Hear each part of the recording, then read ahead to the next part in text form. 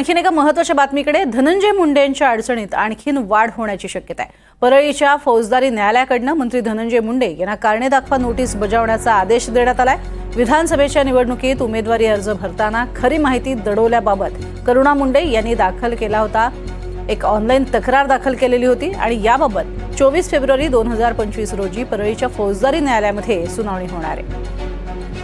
धनंजय मुंडे यांच्या अडचणीत आणखी वाढ होण्याची शक्यता आहे। अधिक माहिती घेऊयात। मोहसिन शेख आमचे प्रतिनिधी आपल्या सोबत आहेत। मोहसिन, काय अधिक माहिती?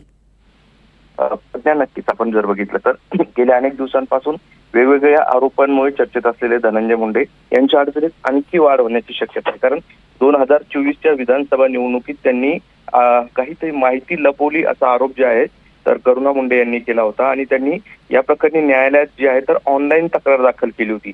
या तक्रारीची जे मूळ कागदपत्र आहे ते त्यांनी 5 फेब्रुवारीला न्यायालयात सादर केले आणि त्यानंतर आता धनंजय मुंडे यांना जे आहे तर नोटीस बजावण्यात आलेली आहे।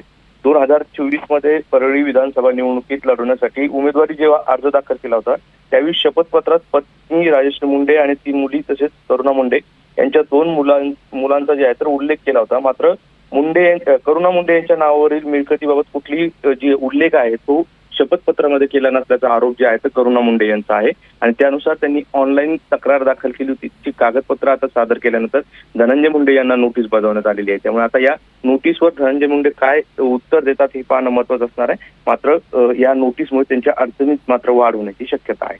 नक्कीच तुर्तास धन्यवाद मोहसिन या संपूर्ण माहितीसाठी।